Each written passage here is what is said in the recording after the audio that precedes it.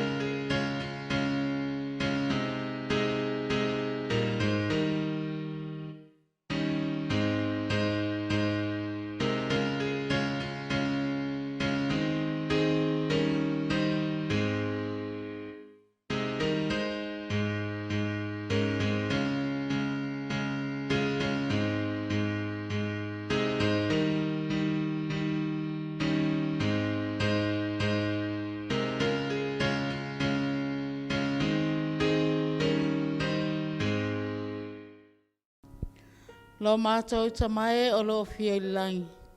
Mātou te vi ia ma whawhetaia la wa fio nei tū lao tai au.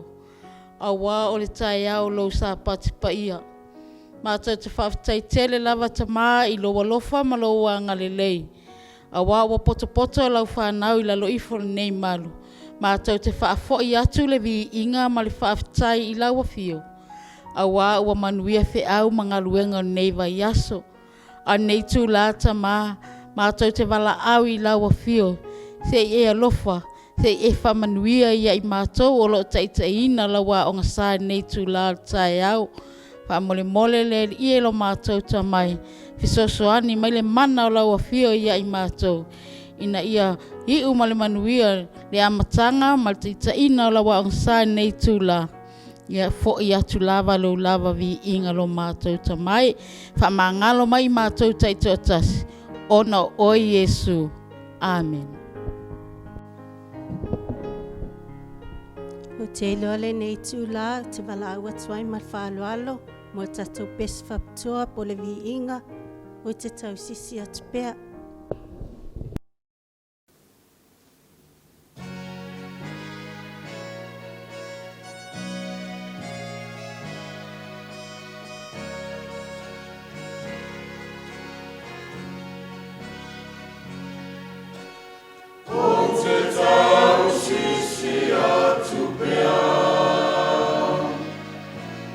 Ia o umanu ma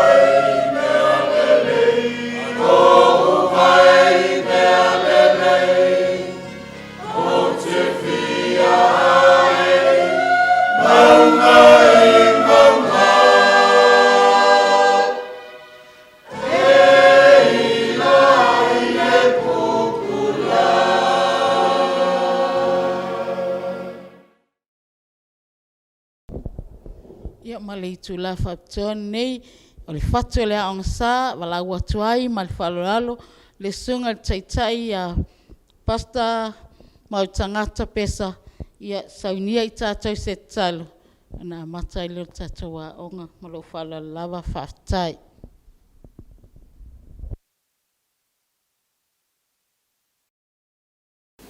O le kakalo le songa e kai ao sa pa I o le tua. O vaelo mātu ta mai o le langi Faapitoa loa lofa ma lo wanga le lei. E nei awanoa tāua o mawhai o na maua. E awe inai lau fe au no mātu matai. O mawhai ei fo I o na mātu Failauga. I upenga ta whailangi le ia lo mātu matai. I awanoa o e au maia mo I mātou. Tula I lau au na vai ma le whatau waa. O se a upenga I o a. Ai wala au I lau fio wha mole mole. Wha manuia I le whaafonga ane ngā luenga o ao le lalolangi Atua. Ai maise foi. O nisi o whaalongolongo mai I le nei whiau. Whaamanuhia mai lau au auna e ale le mana o loa nganga pa ia. Ina ia whaamanatu mai ma whesosani mai ai maise foi. O le whiau ina ia saunia I mātou I le nāso o lata tere mai le o toina maa. Whaamangalo mai I mātou whaamole mole. Lok nei tangata vai ma le whatauwa. Ono Yesu ole mbala au tui nei. Amen.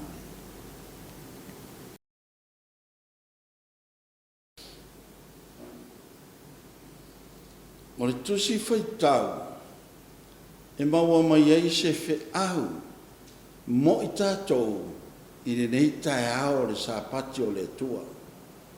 E feso e lua. Fai upu mua se ia o le sefulu.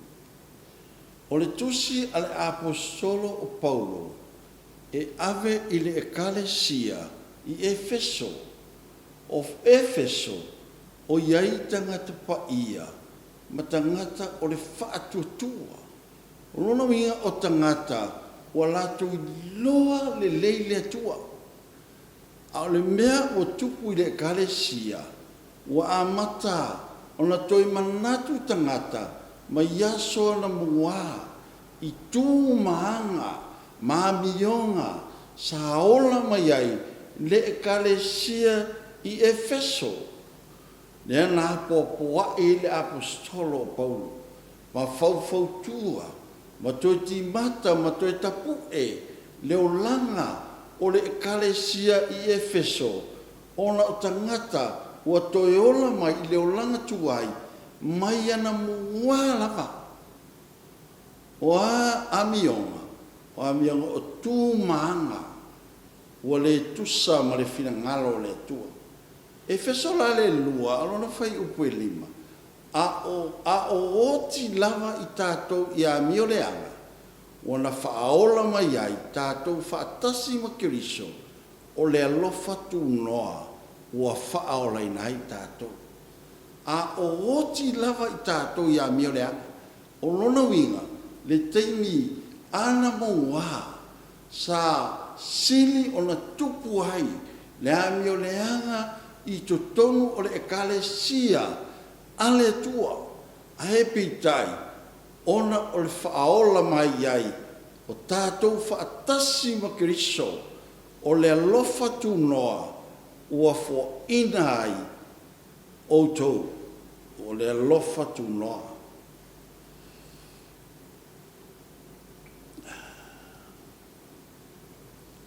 Fai puse fulu, awa o lana na vangaluenga I tātou, na whaia I tātou, ia Kiriso Yesu, ina ia whaia ngaluenga lelei, ua saunia na mua ele atua, ina ia tātou, Savaii ai. O le mana onga na le apostolo, na ave le tusi Faapitoa, I le ekalesia, I Efeso, ina ia Savaii ai, e tusa male fina ngalo o le tua. O le mafuanga o le alofa tunga o le tua. O le mafuanga o le alofa tunga o le tua. Na oti tātou i le amio leanga, maleanga sala, na amio whatasi tātou, male larolangi, ana mua. O le mafuanga o le alofa tunga o le tua. Na oti tātou i le amio leanga, maleanga sala, na mio fatasi tātou male lalolangi ana moa. O le mau o tū, mo moa Korintus 15, a o lona whai upe se fulu. A o le alofa tu noa le tua, ua ou whapene ia.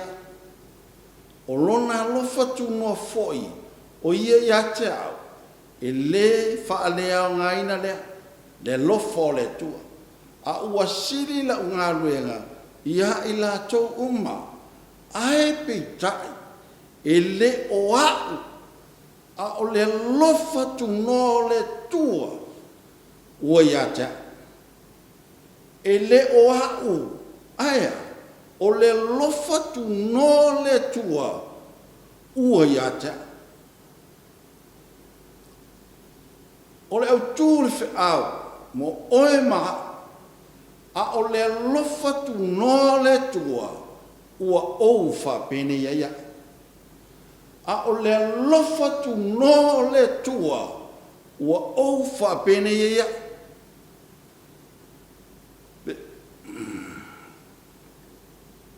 O le fisili, whapenei whapewhea, le apostolo Paulo, e whapenei whapewhea, le apostolo Paulo. Mo moke ni toi iwa whai Puleono Salafai ono. Oa unei foi, ua whapea ona o moe e le male whale tonu. Oa unei foi, ua whapea ona o moe male le whale tonu. E le pei o se tui le matangi. O le nei, ua whapea foi, ona o moe e le mare whare tonu, e le pei o se tui le matangi. O le apostolo Paulo. Mai le whamtalanga a le Afioga le Atua. O le tangata ni o Paulo, e whaingoa ia, lona tangata, o le au auna, o ia o le polonga, e polonga ona lea, polonga ona o le Atua, e tusa ma le vala au le Atua, na vala au inai le apostolo Paulo, ona o le lofa tu no le Atua, ua whaapene ia, e le pei o se tui ne matai, a o le tangata ina ia tau mawhai, e ave ese, vai inga o le langa, a ia ola, i se o langa, malo, e le pei o se tui ne matai, e eis tangata. Na o le lewa, ma le savili e whaa, o na o upua, ma whaa matalanga, ai le ai se mea e mawhai o na whai, ai wha mai le apostolo Paulo, e le ma le whaa le tonu, e ta moe ma le whaa le tonu, e le pei o se tui na matangi, o le tangata, o na iloa le leile atua. Whapene whapewhea le alofa, le apostolo Paulo, o na o le alofa tu no le atua, ua whapene ia.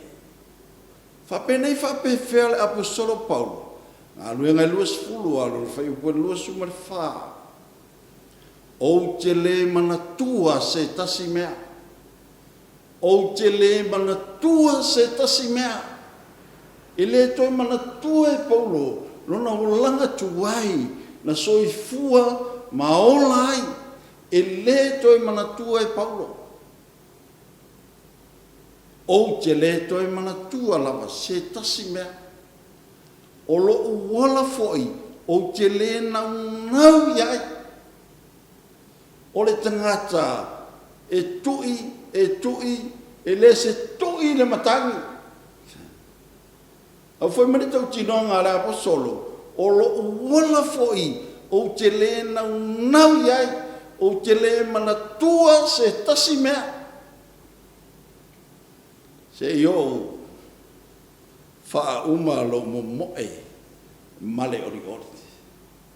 Sa me wale manatua hai. Se yo faa uma lo momoe male ori oli. O le tangata e momoe male fia e alu e avele fe awale tua e le iloa tui se metas ai momoe male ori oli. Pe fa mato le ale wala uina o i tātou e le tua. Ai pe fa mato le asau tali e tusa ma le lofo le tua i ate oema. Pe fa mato le asau tali e tusa ma le lofo le tua ua o fa pene iai.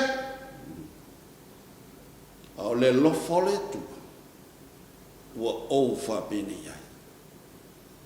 Atua ma le whaiva na o maua mai a Yesu Keriso.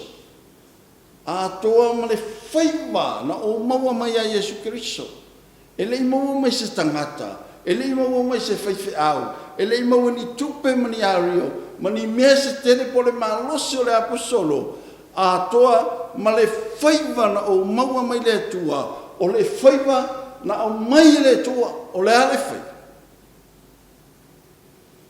Nia, whaapupula i mata, o Paulo, o ia, o le ipu, o le talalile, e mo moli lo ngoa, inu ese, o le whaiva na wala awina i le tua, le apostolo Paulo, o le aveina o le whiau, ma le talalile le tua, e fai mai le apostolo, pe ana se anoa le lofa tu no le tua, e le fa penia. E ana se anoa le lofa tu no le tua, e le fa penia. Fa penia fa pe fea le apostolo Paulo. Fa penia fa pe fea le apostolo Paulo. O nito mo e ono, mo moa ka nito e ono, alo fai pusipulu ma le lua. A oa, e le whaia ina o i se metasi, o le tangata e ola malona tari tonu malona mautinoa, e ola ailoa, e iei le wha moe moenga. A o au, e le whaia ina o i se metasi, e le whaia ina i se metasi, e ola i se olanga manu malo, e le whaia ina. Lua koni te sutasi, lua futolu, ma le lua futu ma le iwa, ma le whamtalanga le atua. E le i whaia ina i le ola au na i ngā luenga, e sili i ngā luenga. E oa i ngā luenga, ma le apostolo, e le whaia ina i lava, i ngā luenga. Ngā luenga e whenga i malana au na, mo i loa e le apostolo, o ia o le au na le atua, o ia o le polonga, ale tua, e whai mai le apostolo Paulo, a oa o le whaia ina i se metas, e le whaia ina i le ola au auna, i ngā luenga, e sili ngā luenga. E me le sabi, whape nei whape whea, le lofa, le apostolo Paulo, whape nei whape whea, le apostolo Paulo, a oa, o le lofa tu no le tua, ua ou whapene iai. O le lofa tu no le tua, ua ou whapene iai. Ala siri mo oe maa o mai tato uma, o le ase mea ua lofa i le tua i ate oe maa, o le asa o mea ua whai, pe whaamata ua e loa, le lofa tu no le tua, na lofa mai i ate oe maa, Beva mata o e lo le lofa tu no le tu e ate oima. Pe whamata fwoi wai loa e le whaifea. Whape I whape whea le apostolo Paulo. Anu ngai lua fuluono, whai pe lua sumal wha, ma lua sumal le lima. Whai ngoe tangata o le vale. Le apostolo Paulo. Whai ngoe tangata o le vale. No na winga le vale le anga le upu. Ai le valea. Ma le apostolo Paulo. Ai le valea. E le valea. Au whai ngoe tangata o le vale. Na aluno le apostolo I le lia avele fe au le tua. Ma le tala le leia Yesu Keriso. E mo moni nu ese mamalo. Whai ngoe tangata o le vale. Ai le valea. E whapena fo I tātou, o le taimia o suia he o langa malo o langa, e te aroe avele fe au ma le tala le leia le tua, whai mai tangata I a oe, se oe poto e te valea, o le pale, o le taimia tātou te oa I le li, whai mai tangata, se o tātou o vale. Whai le apostolo Paulo, moko ni te whāwai wasfulu, e le valea, ona o Yesu. E valea ona o Yesu. E ala no valea ona o Yesu. Ma le fina ngalo le tua. Na mala au ina le apostolo. E alue ave le fe au. Ale tua. O le ipu na filifilia le tua. E momoli lo ngoa inuese. E valea ona o Yesu. Mo ke ni te whaawe wa sumleon o le nei o te ai o iatu I a te uto I a o tau wha o wa o I a te a o le nei o te ai o iatu I a te uto I a wha o wa o I a te a o upu I a la apostolo o Paulo na whaile kalesia o I koronito o le nei o te ai o iatu I a te utou, I o utou, wha o I a te au, wha o ia, I mea le lei, ai o mea le ama. Wha o I le apostolo Paulo, e tusa ma le wala aua le tua, na wala au ina I le apostolo, ma le apostolo, sa le tatau, pe ai faitau fai puelusu mo le fito, tusi da koronito, mai sale ta tau ona filifilia o te la I titi alo tangata sale ta tau ona avea o au ma apostolo mai lana fam talanga al tuspa ia fai mai a o au na o a peona o sawa ile kalesia le tu ile ta tau la ia te au ona whaongaina lo tangata, nana ona ousawa I le kalesia le tua. Pai mai lo mare whai upu rea, e luas fulu male ono. Pai mai, ai ona o le lofa tu no le tua, ua ou whapene ia. O le lofa le tua, na labe ina mai ele apostolo, e ave ma au nga, a le tua, ona silafia le tua, e te lele loto, e le foi se mea, e le fefe, ma le apostolo Paulo, pe oti, pe ola moleli, oti moleli. Ia o tō wha o a o ia te a. Whapenei whape whea le apostolo Paulo, e whapenei whape whea le apostolo Paulo, mo mua Timoteo mo mua, a lona fai upu e se fulu ma le ono. Ia avea, ma whaataitai o e whaatuatua ia te ia. Ia avea, ma whaataitai o e whaatuatua ia te ia amuri e mauai le ola e whaavavau. O le mana onga nā le apostolo, ino nā tali I whaaleanga o Timoteo, mai, ia avea a, ma whaataitai, o e whaatuatua, ia te ia amuni, e mauai, le ola e whaavavau. O le tangata e ola, e na te iloa, e mautinoa, le langi ma le ola e whaavavau. E vala au wina e le tu. O le tangata na te iloa le lei, e whaola ina i e le aso e fio mai e le ri. Dawe la same. Lua Timoteo whaafa e pe fitu se o le vala. Ua te wina mo au le pale o le Amituanai. Ua te wina mo au le pale o le Amituanai. Wha mai e mawai le ola e whaavavau o le whatuatua ia te ia. Amuri e mawai le ola e whaavavau. Ai te whai mai le mātai o lea Lua Timoteo whaafitu ma le walu.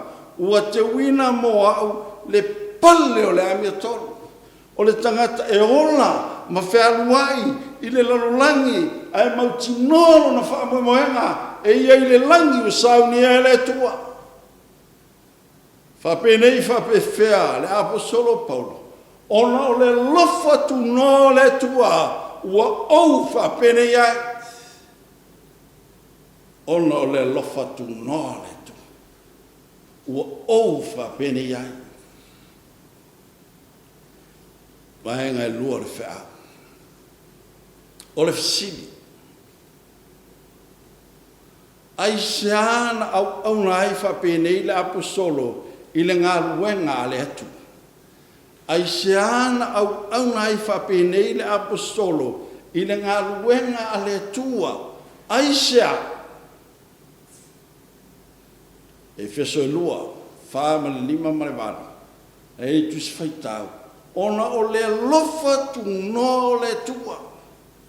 Ai seana au nai whapenei le apostolo i ngā ruenga a le atua. Na au nai, mai le apostolo, pe ola, pe oti mo le tua, ola mo le tua, ai o te savali mo o te moe, ma le oli.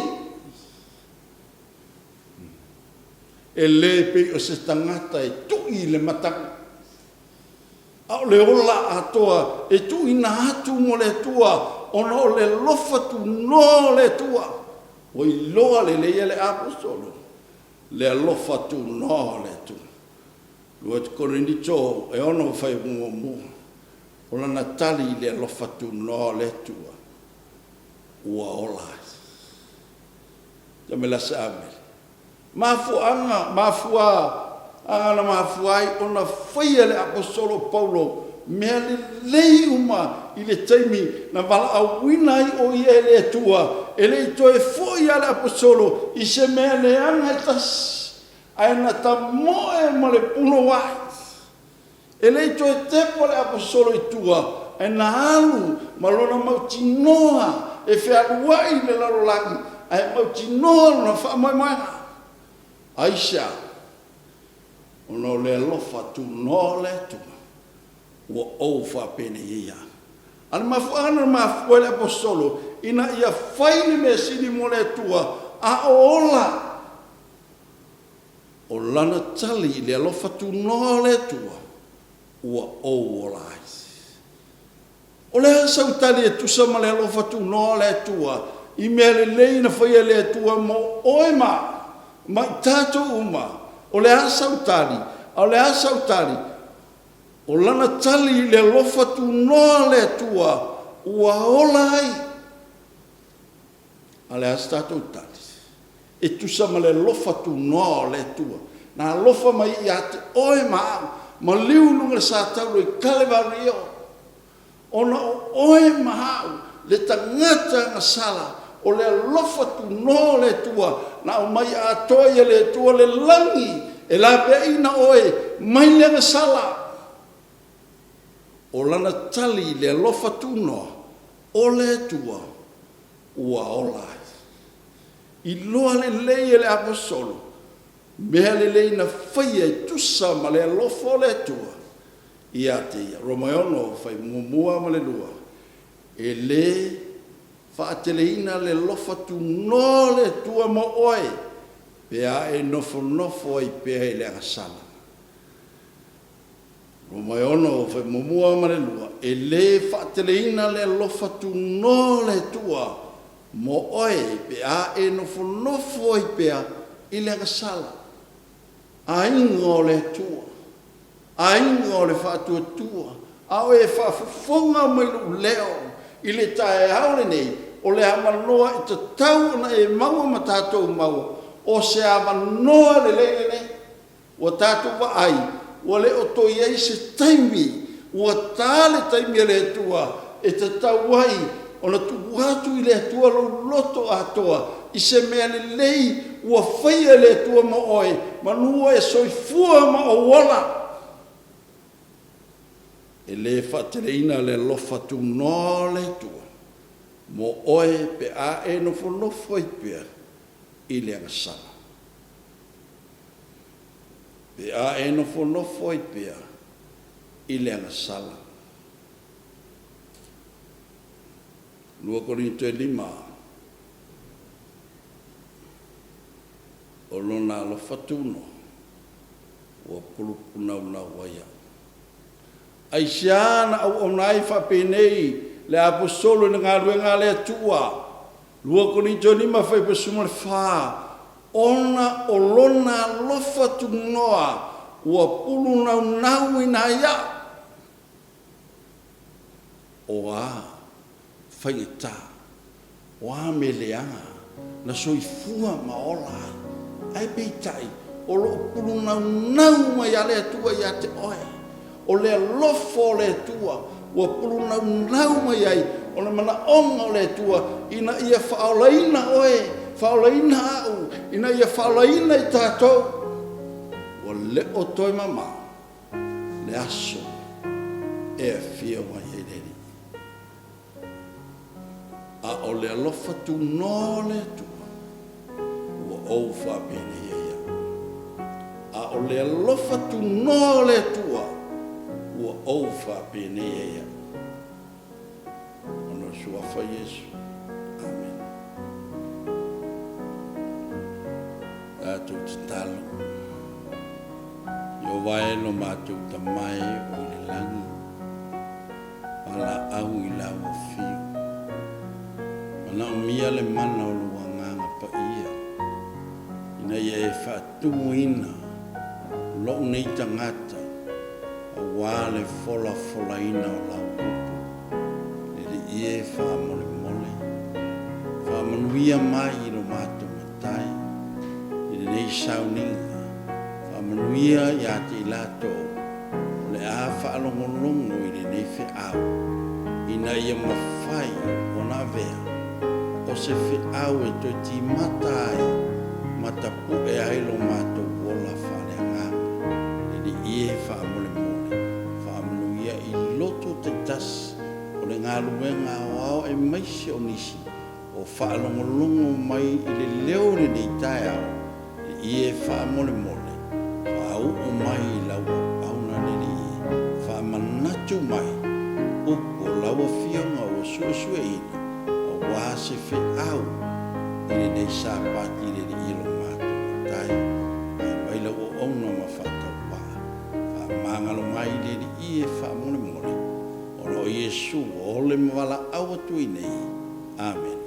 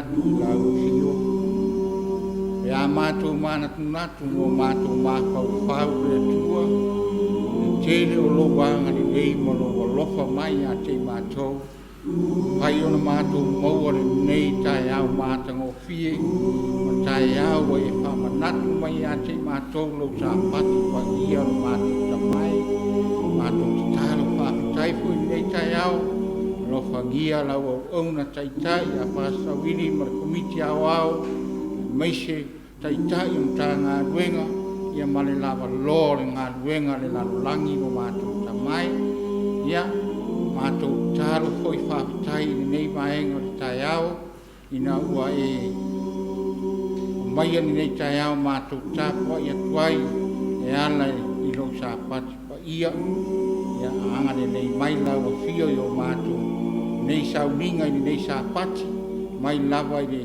le sona ia se i o lava i na Faitauina i mai ia iai lau whaamunianga ia te mātou atu lai foi lau auna le ie e ala le sona ma le lau ia iai lau whaaunga ma lau whaamunianga ai al whaakonga le lalolangi sia mātou ngā ruenga wau ia whaamanuia lau a fio ia te mātou nuia lau o Taitai mai sia komiti a wau mai sia lau whai ngā ruenga tofi le atua mai sia le lava lo i mātou uma lava ono lo suafa Iesu. Amen.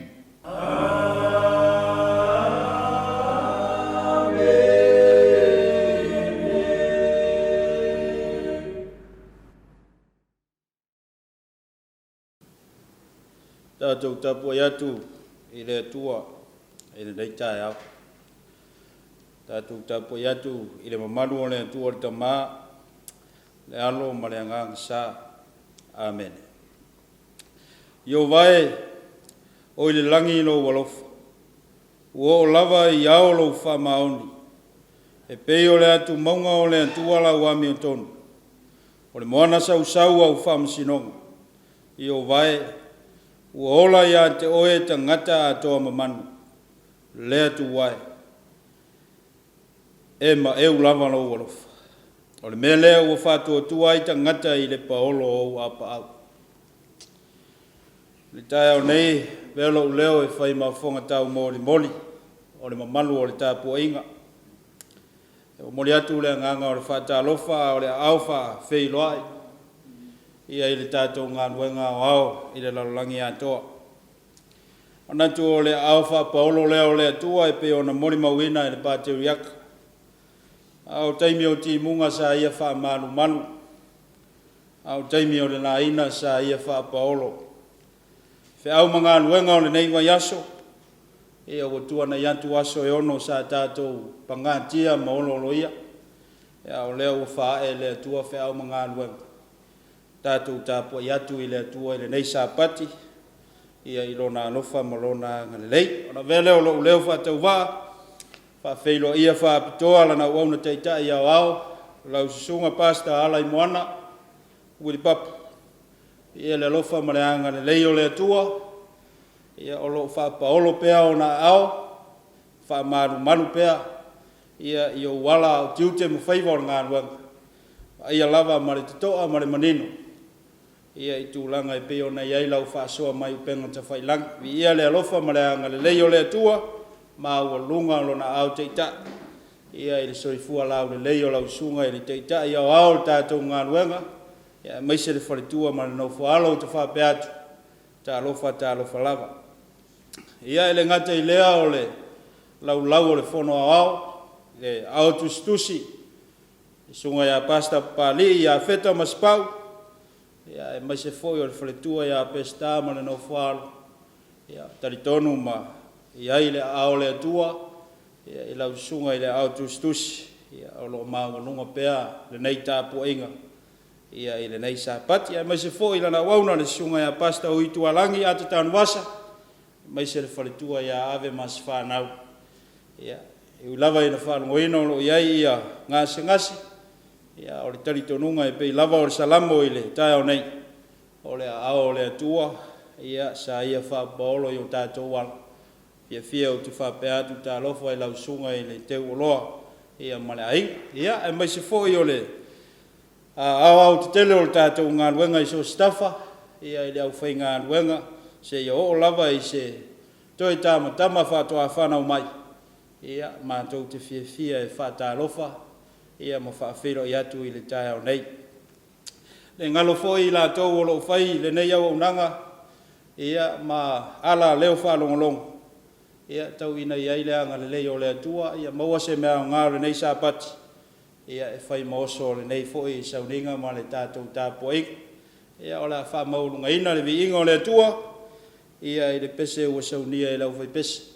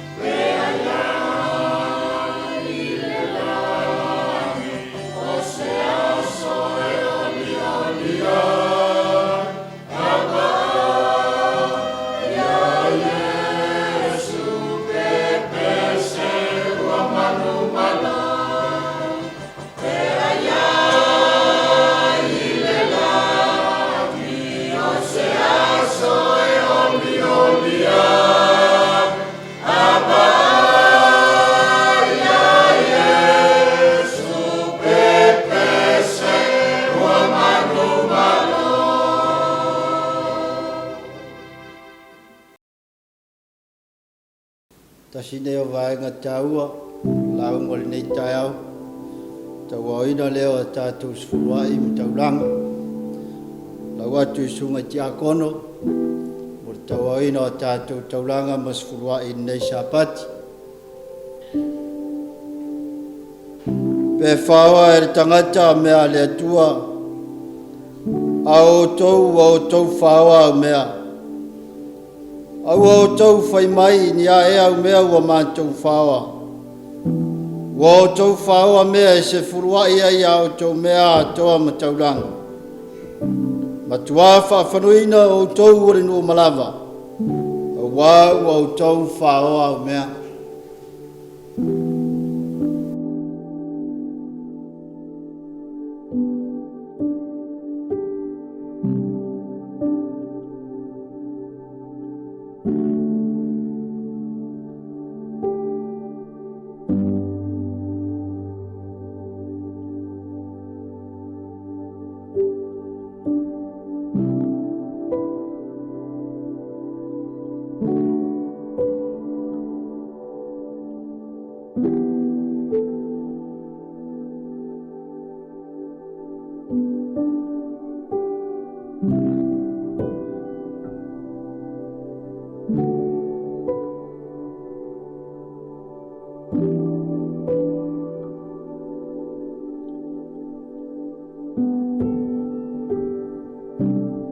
Ina au maia mea se furuai ai au tau mea malava i le fale tu ai mea. Ina iai me ai lo fale. Ma ia o tau tofo mai ai ante au i le nei mea. Ua feta lai mai ai o vau au. Pe o te le tau ina pune o le langi mo o tau. Masa sa atu le manuia mo o tau. Ina se ia sili o na tele.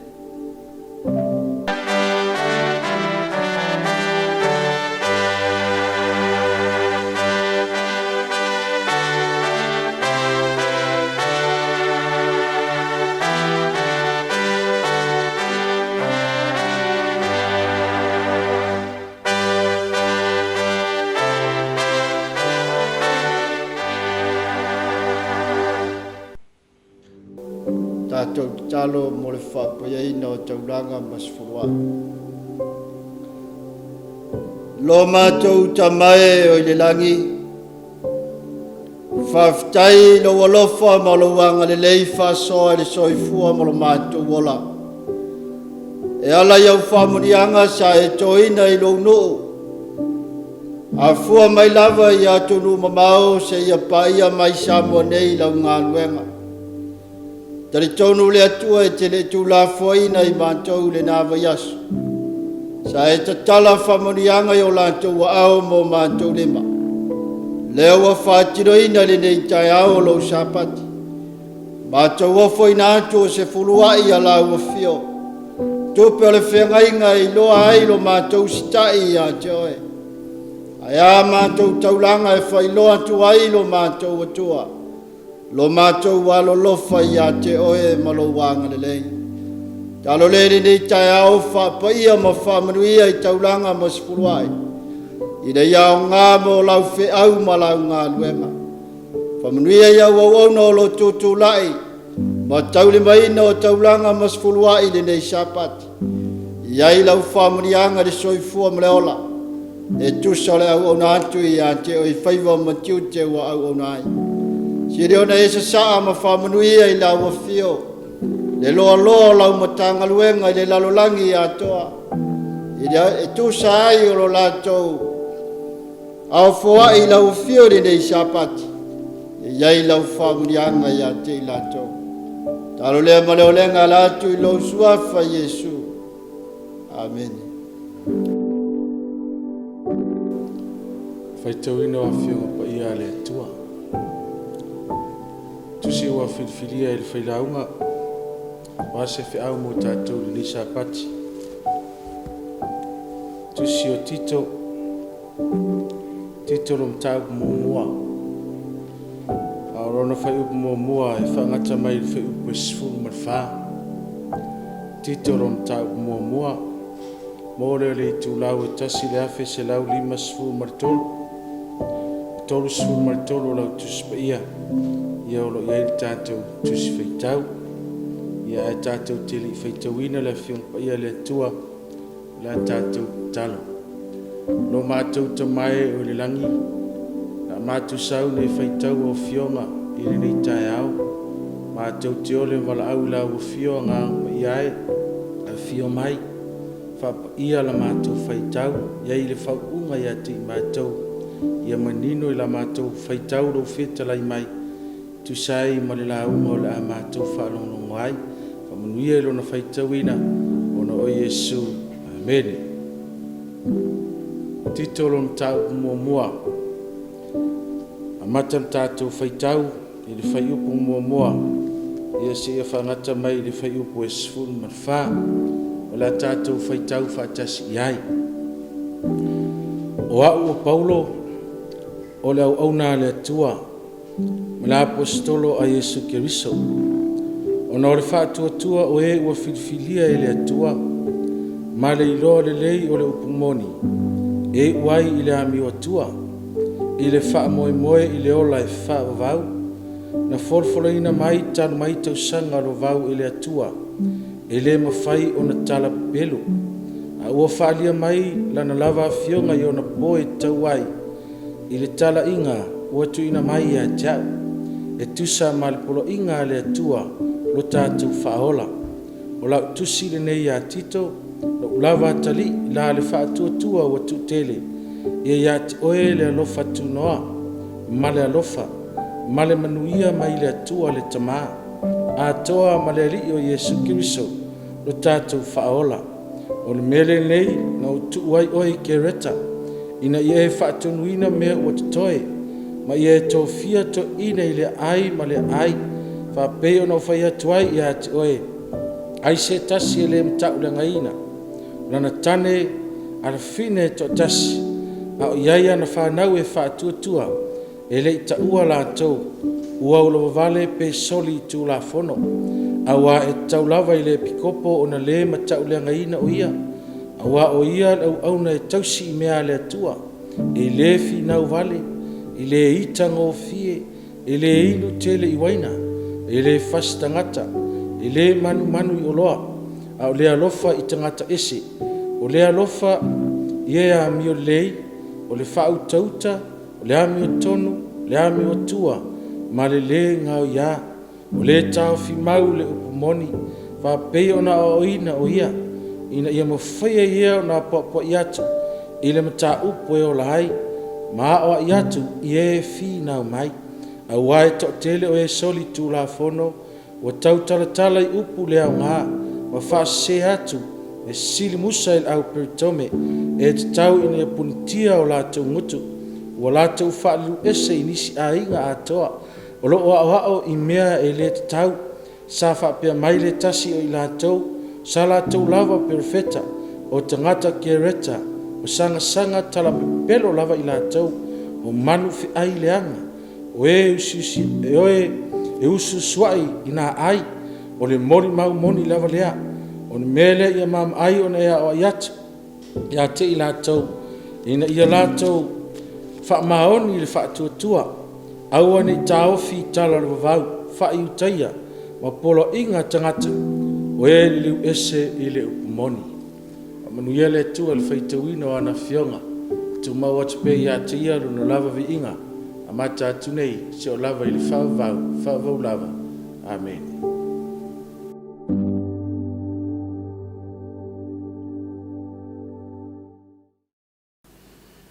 Nana o te ofo alofa ma whaata alofa atu le tātou. Ngā lue ngā ao mai lawa i ona maunga te tele se ia pa ia maungaiti. Whapopo le whawhailo inga pe ona Sauniga eles. Lana au na i le tai au. Taimi usola. Nana o te alofa atu o whapea atu ta alofa lawa i le suafa whapelpele o Yesu Keriso.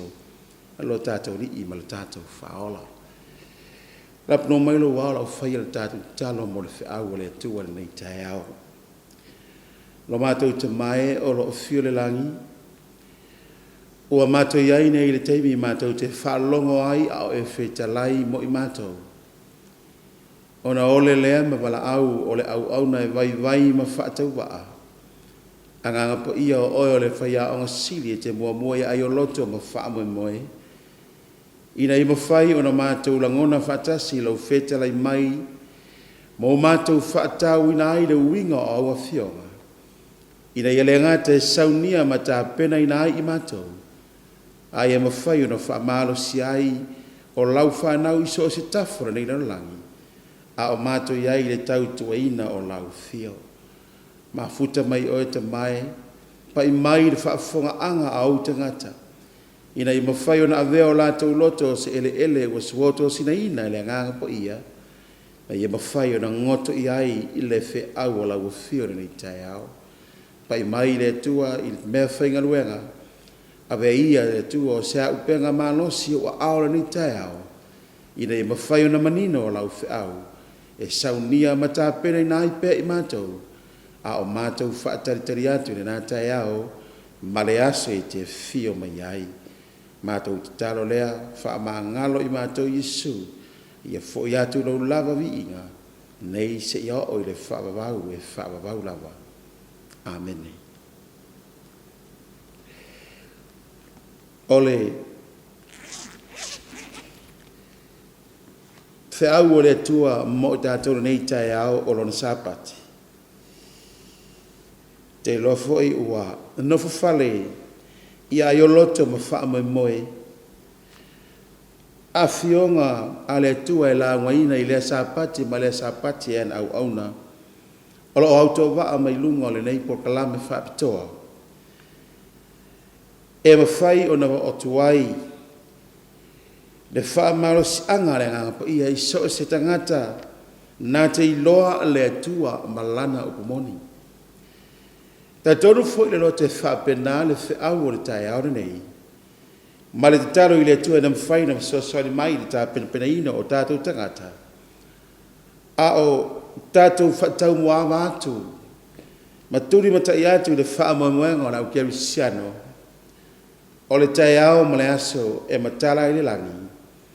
Tātou wa aya i Yesu uafio mai. O le tusi lea na tātou Faitauina. E le tu e tau whailo wa wanofa fale ma wasila fia foi. O le tusi ala apostolo Paulo i na atali i whale nganga o Tito.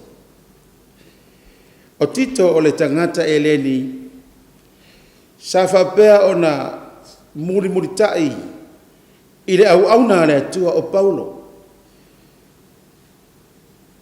Se ia o ina matua mawhana whana le maftanga a Tito ma Paulo. Ma wawea o se tasi e wha moe i ai le au auna le tua. A whai pēnao na whenga i ai ma le tala ina o rona whiringalo. Tu sa le lei a Tito ma Timoteo e wha ingoa le apostolo o na atali i whare nganga. Awanga i atu la le apostolo i rana malanga wha misionare mumua. E tau atu i le nuu lea o kereta. O lo o iai le lotu e ta ua o le lotu a Yesu. E taritonu na apostolo o tangata ia na Faapitoa le lotu lea. O tangata sa iai le teimi ina ua lilingi ifo le nganga po ia i le awhiawhia o pitolunga. Sa iai fo i matangata kereta sa lātou whaalongolongo a fola e Peteru i tala lei. E iai la le tantonunga o Paulo o ni tangata i utaia ina ua taape ma whaasala lawina i lātou o ena whaalongolongo i le au le tua.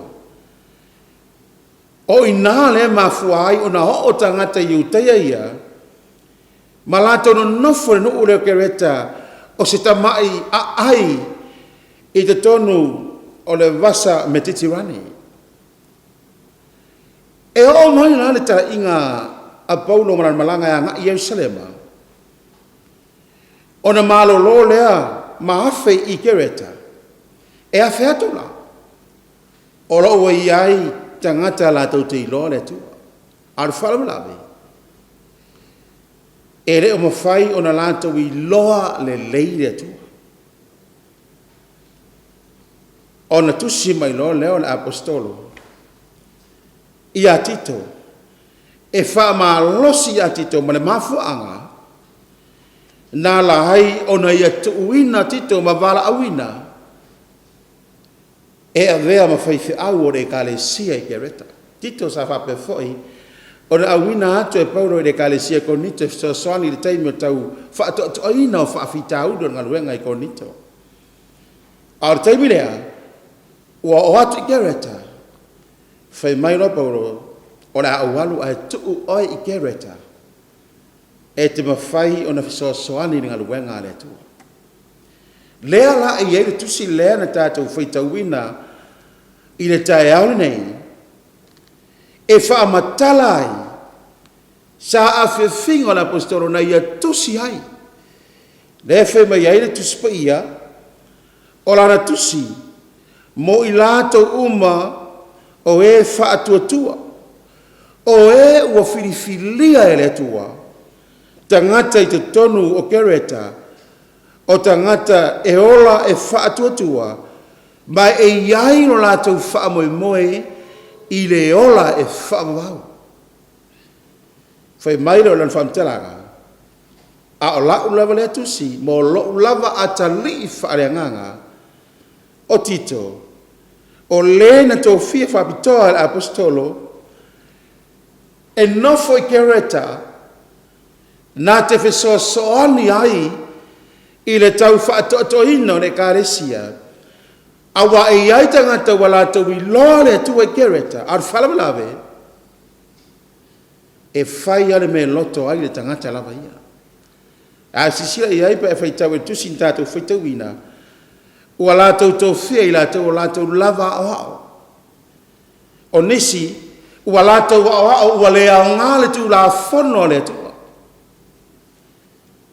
Ma ua whaase se ina inisi. O a inga e to tele. O tangata la tau te I loa le upamoni. Ar whalamalawe. Ua whaase se ina I la tau o e. O lo ati ina ina le ngaluenga I kereta.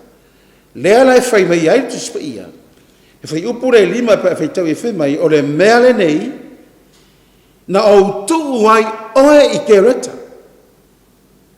Ai sea.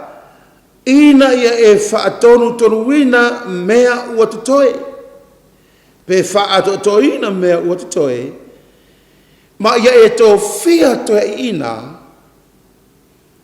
E la taute ma whai ona teita ia. Ma whai ma teitai. Ore e kale sia e gereta. Whaamanatu le Paulo. Ia tito. O anga waa e te tau o na vea hai se tangata o se toi ina. O se epikopo. E whai mataitai o le kālesia e alofa whamaoni I le tua.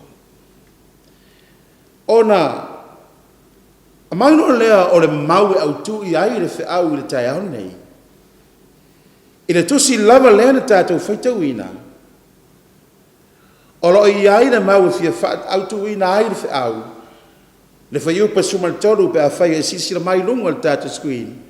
Tātou te whaitau whatasi ai I le mau e au tu I ai le whiau. E whapea. O le mori mau moni I lava lea. O le mea lea. Ia maa ai ona ea o atu ai ia te I latou. Ina ia latou wha maoni I le wha atuatua. Pe lama no whai atu le teimi sola, e iai tangata latou te loa le atua I kereta. Aru whalamelawe, e reo ma whai o na malama lama le nei. E reo ma whai fo na latou I loa le nei le atua.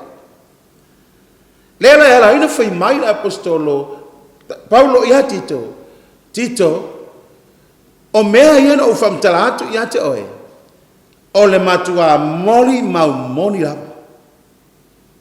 O le mea lea, ia maa ai o na ea o atu, ia te ilatou, o le mafuanga, ina ia latou faa maoni I le wha atuatua. Mai te silfia, o e le uso I nei tae au le tua fine, le ta mamana tina ngā lue ngā ao Samoa, o le so, e le na o kereta na tupu ai, ua o la fo i le whanau o le atua i le so. To a tele le whanau o le atua o e whaatua tua. O e la tau te iloa le tua. Ai le mawhai na whaamaoni ai i lo lato vala awina. Pe lawan tātou whaafonga e whet alai tu ia laong so fo i le tātou te tai au au. Ua tātou iai i le taimi whai. Sa i ringa tā tangata whaamaoni. Tele tangata lotu, tele tangata e iloa le tua, ar whaamalawe, e re mawhai o na whaamaoni. Toa tele tangata ata mamai.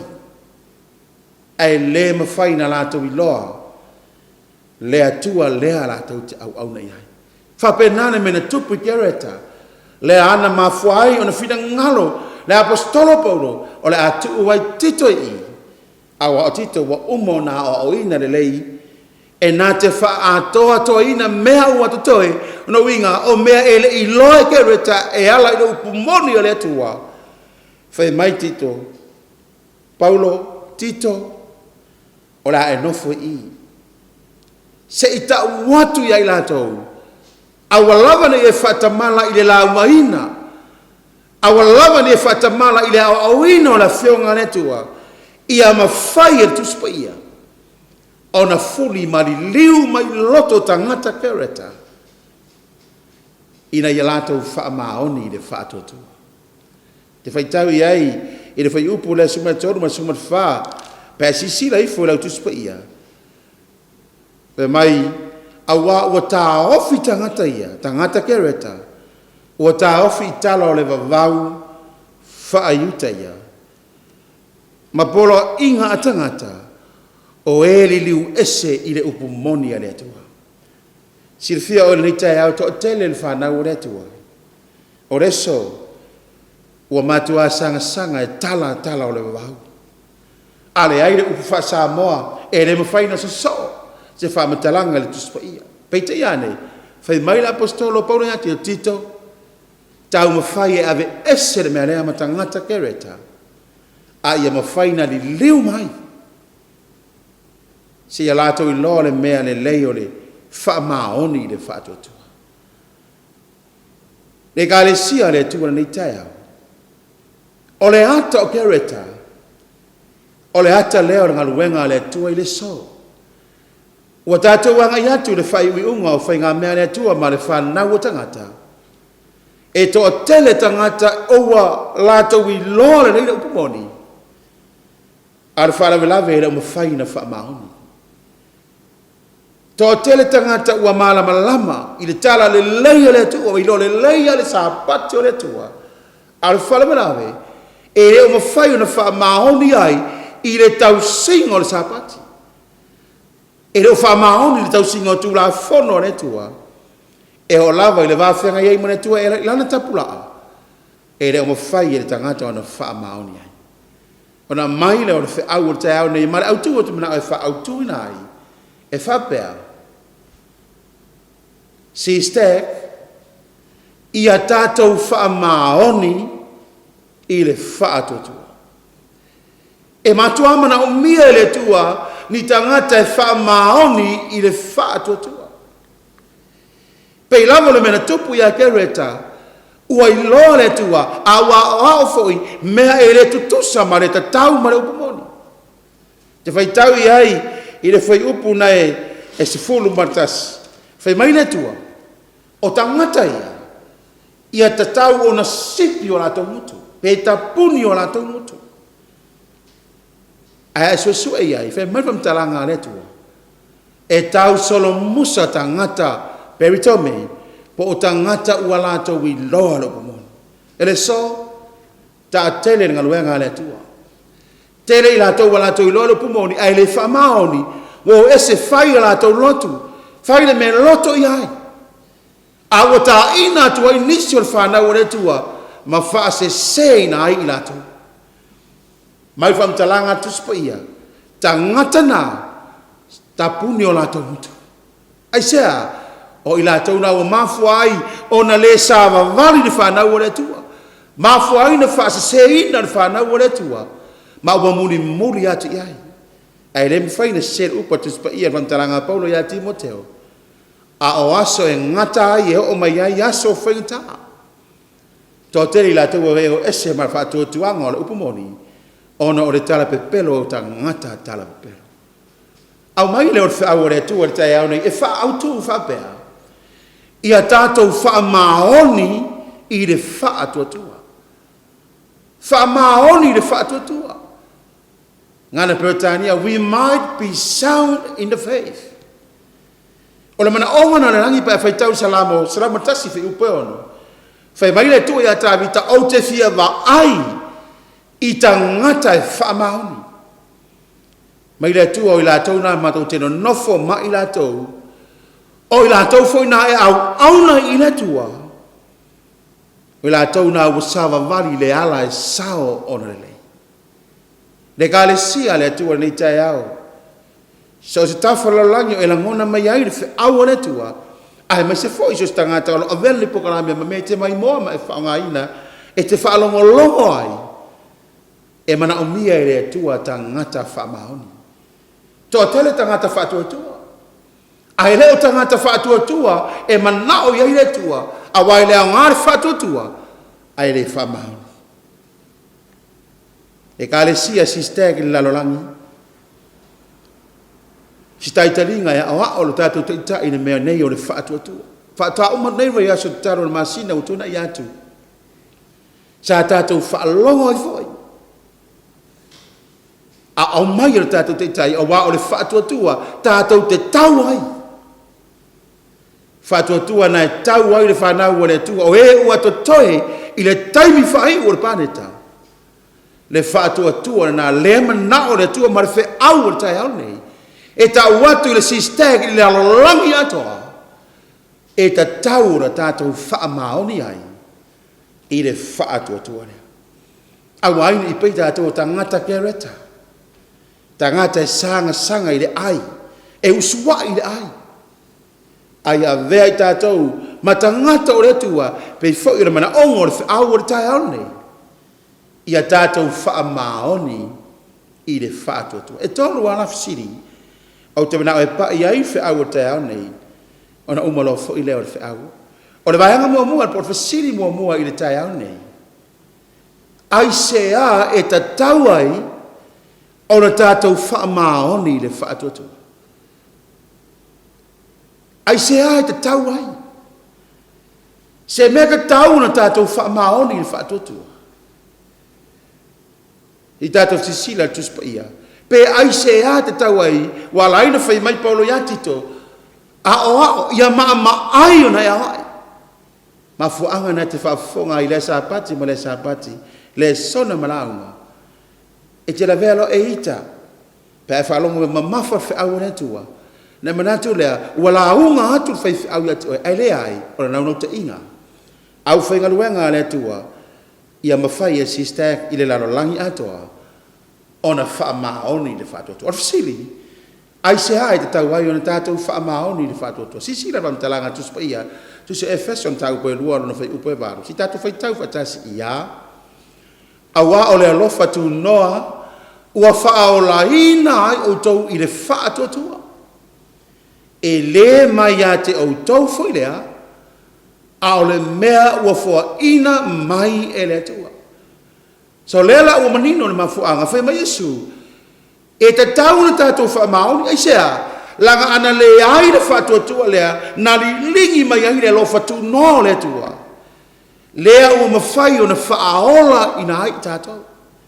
Whai mai lo le tua, a o le whaatua tua le na, e le mai ate o tau, a o le mea ua fua ina mai, e le tua. Le ola e whaavau, manui e whaavau, o le mea fo i fua mai le tua. Ina ua e whaatua tua, ma e talia ai, le alofa tu no le tua, ma ua e whaola ina ai. Ai tele i tātou e whaatamala ai. Tele i tātou e whaasisei na ai.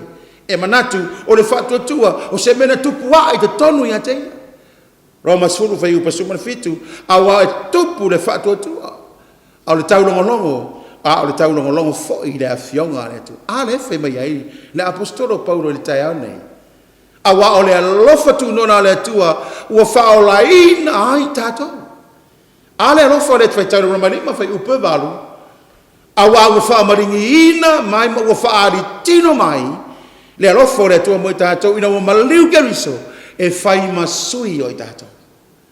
Le ainga o le tua SISDAC te au nei, o le mea le e te tauai, o na tātou whaamaoni le whaatuatua.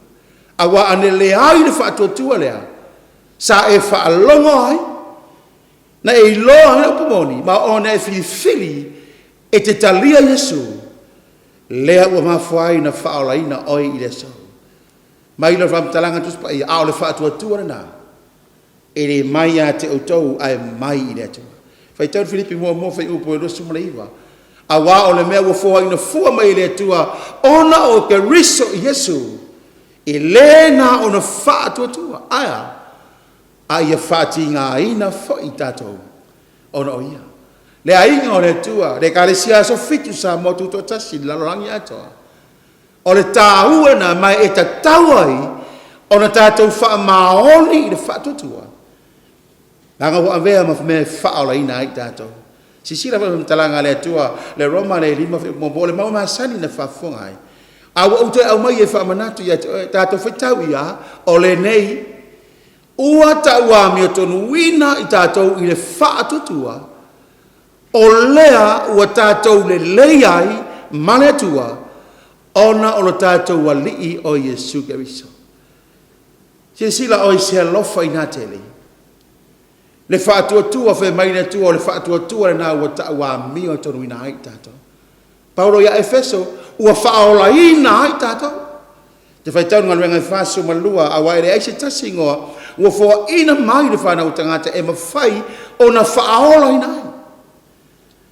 Aia, e na o le suafo Yesu, lea tātou te alalanga ai, ua na o Yesu, ua na o Yesu tātou te olai. Mai Paulo, ua taua mi o taluina i tātou. Aisea, a wā tātou sa le whaitau i lalo le whengaina. Tātou sa tangata ese sa wawa ma mahau tātou maretua, a ina ua maliu ke riso ma Sauniga ni tongi ola. Lea ua tātou whaatua tua hai a teia, ma ua vea ai una maliu e whausia ai le lenga ni vare tangata maretua. Tere taimi sa tātou whaale tonu ai.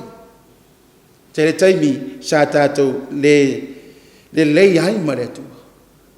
Ai ina ua ia te i tātou le whaatuatua, ma ona tātou whaamaoni ai. Tāua mi o tonu wina i nei tātou i le whaatuatua. A o le mesiri tāua mai o le nei wa tātou le lei ai manetua. Ona o lo tātou wali o Yesu Keriso. Le teo whai mai Paulo le whese tolu su whasu malima. O le mea leo te toa tuli ai. I le tua le ta mahalo tātou wali o Yesu Keriso. Awa o ia wa tāu. Whaingoina ai le ainga uma i le langi male nano langi. I le ainga o Yesu. Le suafa lea. Lea tātou te whaatua tua i ai. Le ala aina e tinga aina o le whe au mana ngaluenga le tua. Le ala aina e ngalue e whaavai le whaatua tua. Apostolo Paulo le whesa toru whi upasuman fitu. Ia no fo mau ke riso i oto loto i le whaatua tua. Ina ia maua a o tau ma whaavai ina i le alofa. Le kalesia le tua le tai au nei.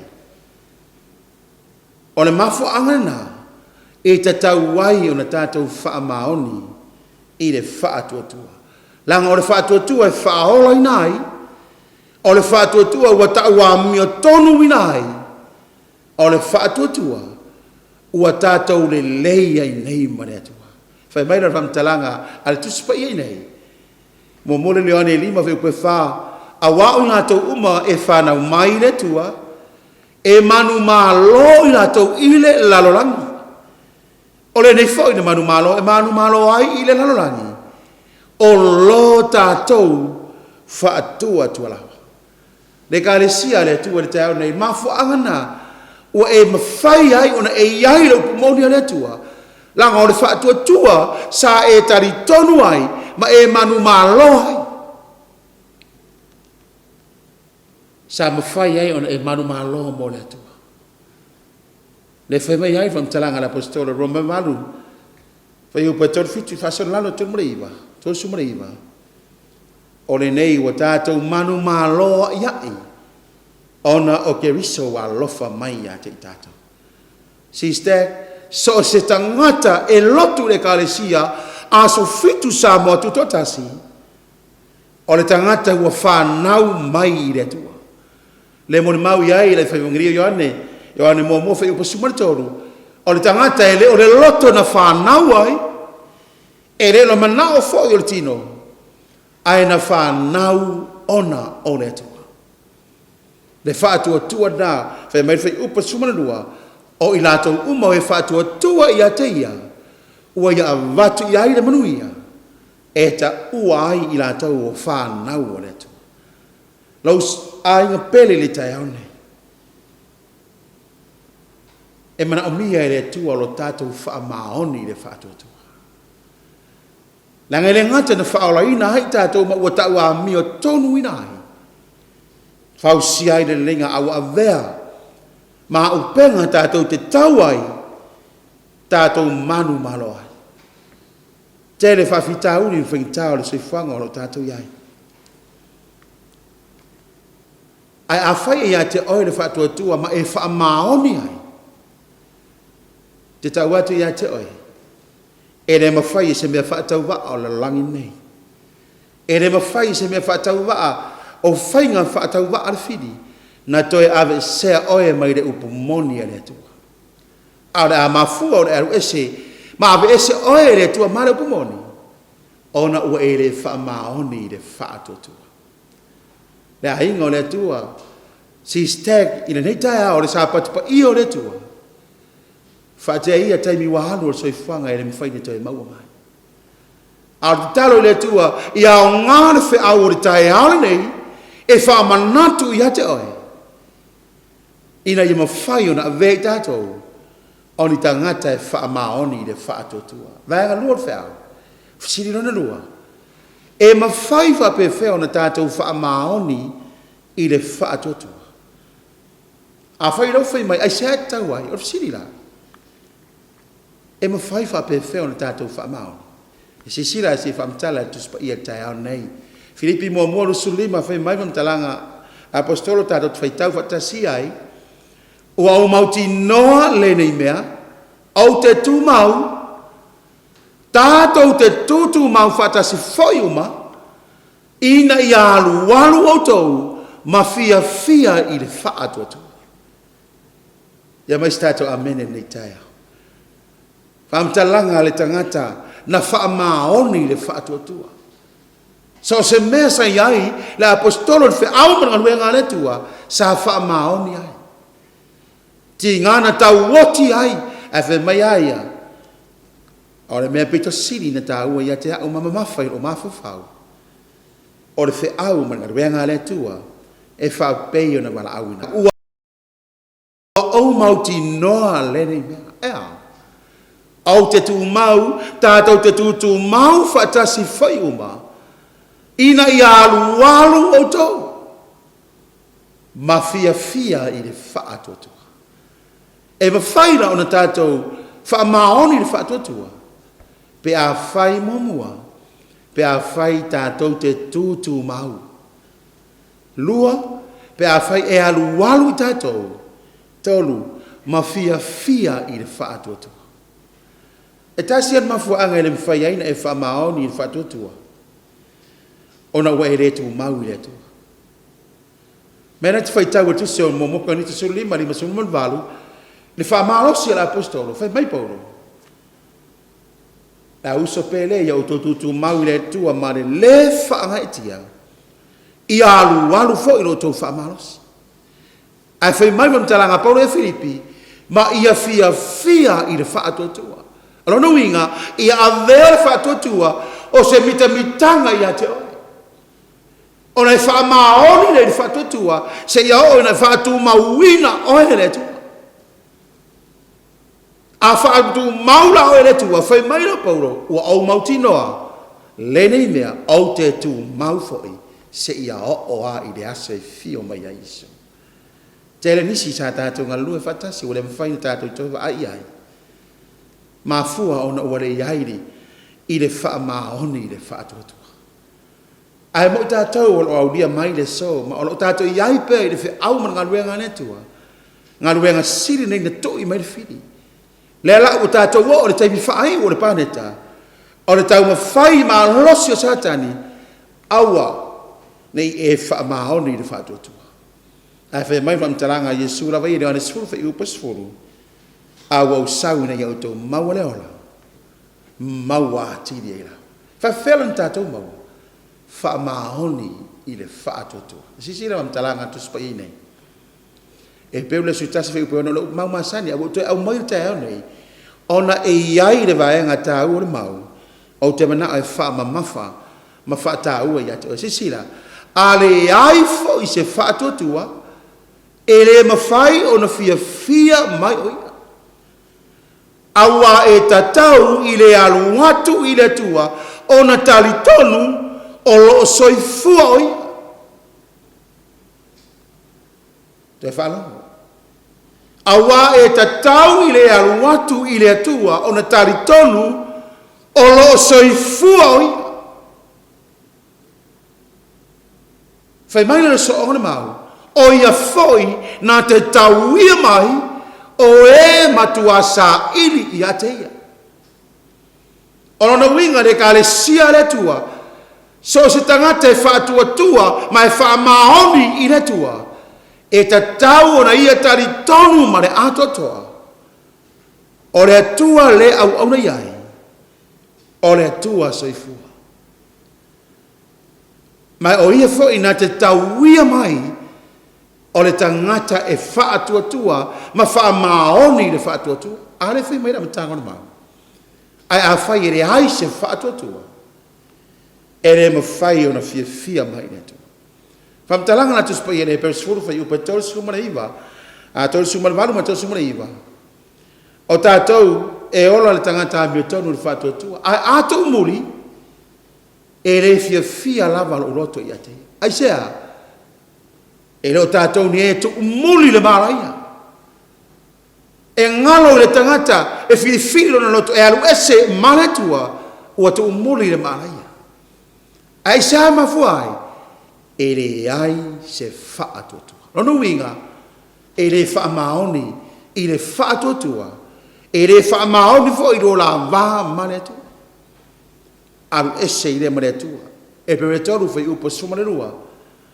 Au tau ia te utau ne i tupua e se a ona ia te utau. Ne i ai se loto e le anga.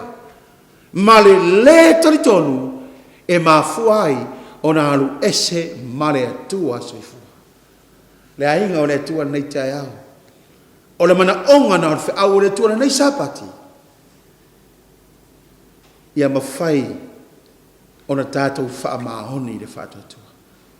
Langa whai mai tu spa ia nei. Whata oto o le toru whai upo e rima. Ia e whaatua tua ia Yehova maloloto atoa ai aua le whaalango lango i lau lava ata mai. Pero whai atu e tō tele tangata poto mai ata mai. E heri whirangalo le tua e whiwhiria. Whiwhiri le tua oe maha o tangata vai mo le whaatauwa. E whaamaina ai e le tangata ata mai. Whai mai no whautuanga a Solomona le tai au nei. Ia e whaatua tua i Jehova ma lau loto atoa. Ai aua e te whaalango i lau o tamai. Ma fuaga nau te reinisi, ua ese mangaruenga ne tua, ma lato tu ua ai le whaatutua, a ta mai tele, ua ova le poto, ma natu fo ia, siri ya e le meo i iroha. Tonu le manatu, le ato umuli, e whemai le tua, ato umuli, o le fia o roto i ate ia. Lua, ato umuli foi, e to umuli i le marai. Whai mai leo whautuanga Solomona, a o oe le tangata o le tua, ia e whaatua tua ia Yehova malo loto atoa. Ona winga, au e te whaatua tua na o sina vaenga. Ai le loto atoa, ma le taritonunga atoa, te taritonu ai le tua. Whaatua tua le iai, au le tamai, au e te pole, o le mea le nā le tua. poto e fōa i le tua i le tangata. E mawhai o na whaamaoni i le whaatotua. Le ainga o le tua e gare sia pere i loto manganga. Ua tātou iai taimi whai uma taimi whingatā o le paneta. Aola mana onga o le tua. Ina i mawhai o na tātou tū mau. Ina i mawhai o na tātou tau pe mo le tua. Ia tātou whaamaoni i whaatotua. Fatua na lefe mai fam talanga falinga suma fas fuma lua. O le mele nei mo yai o sai la upa ia mai tausi i poro inga. Male fatua tua i Yesu. Fatua mai poro ros, lu kon hita lima fa upa fitu. Awa o fatua ma tu Savaii ai. Ai le tino mai. Ma fu anga na wa tupu ai ma ola nga luenga ne tua. La nga le fa la lango lu tatu Taitai ro na mai. Tu lau se upa toi e te. E ni whaalango au na re tua no lato watu mai. Aia, ai sa whaatua matali tonu mo lato loto atoa. Are so. Fia tafo la langi wa ho o iai fe au mana luenga ne tua. Ona sa whai e whaavai de whaatua. Ele a ingo le tua tai ane. Whaatua malo loto atoa. Ona eva ai rei manuia o le tua. Vaenga muri o le whaau nei Sapati. O le whasiri non tolu foi lea.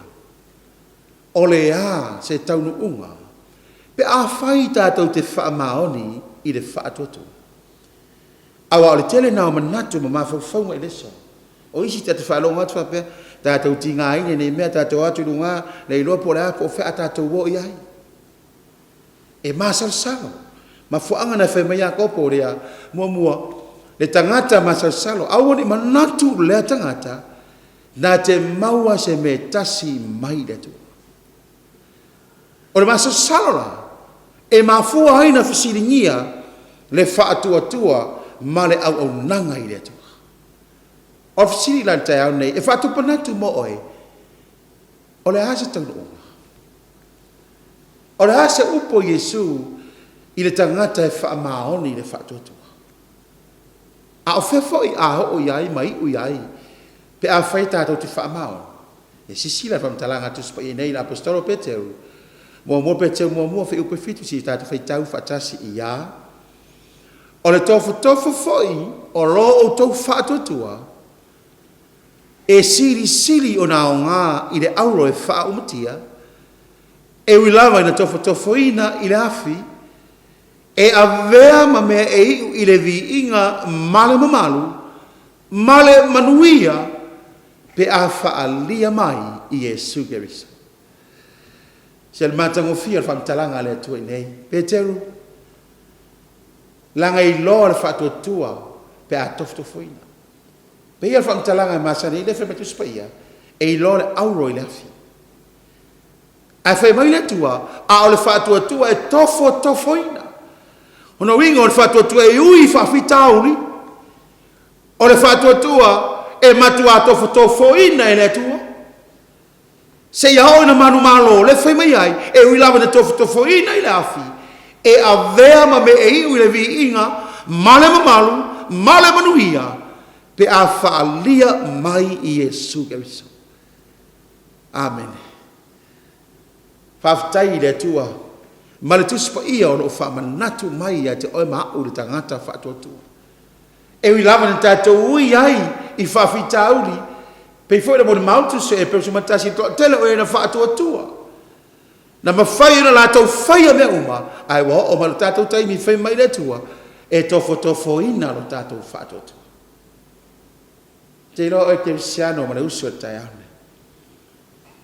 A ere tofo ina lo whaatotua. A le ui whau lo whaatotua i whawhitauri. E le mawhai nei loa, o oe o te tangata o le tua. E le mawhai nei loa, e te whaamaoni i le whaatotua. Whai mana whamtalanga, whai upo hiwa, o le tosi lava le o Peteu. E maua whau i le unga o lo o tau whaatotua. O le whaola ina lea o tau nganga. Wa aina o le unga o le whaatotua. Lea o whaatoa whaari manino, Ma ua whamatala au ili e pe tau nei. E iai le iunga. O le hala iunga. O le whaola ina lea o taunga. Mea nana e kale sia le tua. E le isanga tu sia e paulo whamtalanga. E lena o na whaatotua. A ia whaati ngahi. So ta inga na tu se Roma. Ma tu se Jakopo. Whaatotua mai a Roma. Whaatotua ta ua mea toru nai. Ai o mai a Jakopo. Le tangata vale ai.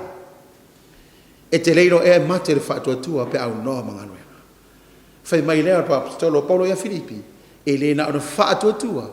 A ia whaati ngahi. Ai sea. E maua foi le unga o lo utau whaatotua. O le whaola ina lea. O utoa. Tūru mata ili tātou wa ai. Mana tau sisila.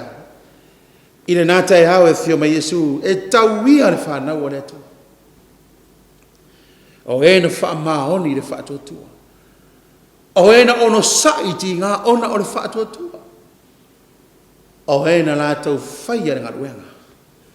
Ma whaai uwina le leiro lātou whaia. Ale whai mai ei Paulo ia Timoteo. Wa o tau ai le tau o le lei. O ai ia te au le tau si leo. Ua o tā ofi le upo le whaatotua. Whai mai no po. Ua o tau fōi moa o le pale o le amitonu. E fō ina mai a tau i lera maso. O le ni i. Le wha masino amitonu. E le ngata fōi mo Paulo. Ai ato fōi mai lato uma. O e fia i lona whaanima. Le kale sia le tua. O le tūri mta inga nā ma le moe mitinga o le whanau o le tua. O e wha maoni i le whaatotua. Tua ia na o mai le nā tai au. Ai se i tau i le tua ma whaola ina hai o tātou ngā. Ai a whai fo i watu ai mai le a se fio mai a Yesu. A wao o mane oti. Sisila ram talanga Yesu i le tangata whaatotua. O au nei o le toe tū maleola. O le whaatotua mai i a te au, e ui lava inoti, a e ola lava ia. A whaitua i mai le whioma Yesu, a ua o mai le oti, e te alu ifor tunga mau ma le whaamoe moe mautinoa. Langa sa e whaamahoni le tua i le whaatotua na e tau ai, sa e tau tua ai, ma ngaluenga luenga le tua. E te aru ifor tunga mau male ori ori. E te iai le tae hau e whio mai a Yesu. Te le niso una ne tua e u tau whai malai. O tangata sa tau mo ne tua ma wha maoni le whaatotua. E misia a inga o woma e masani le so. Ono le mafutanga le tirune. Ai whai mai Yesu. I le tangata na e whaatotua ia te ia. E uia ina ua oti ma tau wha, ua mohe i le tunga mau. E tā lia le tai a whioma Yesu, ai whioma Yesu, e uia ina ua oti. Ai e ola lawai. Ma fuanga nai whaamu ia ai tuspa ia, wharinga sumar whasuma tolu. I le tangata e oti, ai sa whaatua tua ia Yesu. Le tangata e oti, ai sa whaamaoni i le whaatua tua. Le tangata e oti, a ole ola sa tu inatu. Mailo Yesu amu ia le uoti. E oti ona ole. Da se mea matango fia rou. Tō wha mare o mai ole wana au ole tua. Ai e te langona ina rou fia e te alu male ori ori. A wafo isa eiro. A o e mau ole wana e te soifua maolai. Sa e wha maoni i le tautua ina ole tua. Sa e wha maoni le whaatoto. Sa mawhai ona e whaia me uma. Ona sa ia te oe le whaatoto. Pei lava na mana onga o le apostolo Paulo i a Tito mo na ngaruenga i kereta. Tito i a mawhaia. Ma ai la wa ai. Ma ai la fulfola. Ina ia mawhai ona lātou wha maoni le whaatoto. Pei foi ona iai fe au o le tai au nei. Ma lau te talo i le atua. Ia vea ni whea. O se wheau e langa hai no loto. Langa o tātou iai te mi whahi u. Ua whaatau no umea umea pe ona whora tu Savaii o tātou whaalongo i tālau tau o mamisa. Whetarai Yesu e o mai taua. E si taua le nu o le malo i le malo. A whe mai Yesu o le amatanga ia o puapuanga. E reo te mamau e tau no mai tau singa o le sa. A le mafuanga na e iai ru inga o le whaatuatua. E lui ai lo tātou whaatuatua. Ina ia veo se whaatuatua malosi. E te tau o mo Yesu ma e finau o le taimi whai. A wawhai mai Yesu. Iohane su wana tantou. E maua o tau e puapuanga e lalangi ai o tau loto te tele. Ua o manu malo. Manu malo le lalangi. Le whai mai hai. Le mauna ta ua le sona. Manu malo ona olea. Ona o le whaatuatua. Whai mai le o le whaau o tai au nei. Mane autu e whaapea. Ia tātou whaamaa oni le whaatuatua. Sister, o le mana onga tu pito na o le langi. O le atua mo tātou, o le mana onga fo le o le whaau le tai au nei. Ia vea le sister ka le kare si aso fitu. O le toi fio mai tu to tasi Samoa i le lalo langi ato. O se e ka le sia e mawhai o na whaamaoni le whaatuatua. Pene o na whai ei fisili le tai au nei. Momua. Se me te tau o na tātou whaamaoni le whaatuatua. O le tali. Ioe. O le mea te tau. O le mea te tau o na tātou whaamaoni. Lua, e mawhai ea o na tātou whaamaoni le whaatuatua. O le tali, ioe e mawhai. Pea na iai upu e masani, yes, we can do it. A whai mai paulo, na o mawhai e mea uma o na whaamarosi mea ki riso ia te au. SISDAC, ai se au la tātou le mawhai ai. E mawhai na o na tātou whaamaoni, ioe e mawhai. Marwhasiri mulu. E ai ea se taunu unga o le tangata e whaamaoni i le whaatuatua. E ai o le tali. Ioe. E ai. A ingo le atua le tai aone. Whaafonga taungo mai ngā ruenga au la langi ato. O le mana onga fo ina o le Failauga. Awana i ai se tasi e misia le langi ma le ola e whamawau. Ona o tātou le whaamaoni le whaatuatua. Ai a vea tangata uma o le kālesia le atua o e. Ua lātou i lolo pumoni ma ua lātou tari tonu foi ai. Ma whaamaoni ai. Ia lātou sauwhangama ma wale ola ma ia whaua. Ina ua tātou whaamaoni i le whaatuatua. E mafuana e le ai. Mafuana tātou le ai. Ina ua tātou le whaamaoni. Whai mai leo te au le tu. I le tai au nei. Ia tātou whaamau. I le whaatuatu. Ono Yesu. Amen. Lo mātou te mai o lo fio le langi. Wai u le whiau na e au maia. Whaftai le te mai i lo fisoswani mai le tai au. Ma le te talo i lo fio i mawhaina pa i atu i loto. Ma whaamu e moe o lau whanau. Ina ia mātou tofu langona i le tāua o awafia. Whamanuia o e te mai lo mātou te mātai tai e maise o le komiti au au. Whamanuia i le aruenga au au Samoa ni tai au mara lātou whaafonga. Ia mawhaina a vea ua fionga e whamaro sia atire i pei mātou. Ma tāpasai na ailo mātou ola. A o mātou i aile ni o langa e le tuma. Whamangalo mai mātou te mai ni tai au. Ia fo iatu le vi inga ia te o Yesu. Ia lo suafa e whaababau lava. Amen.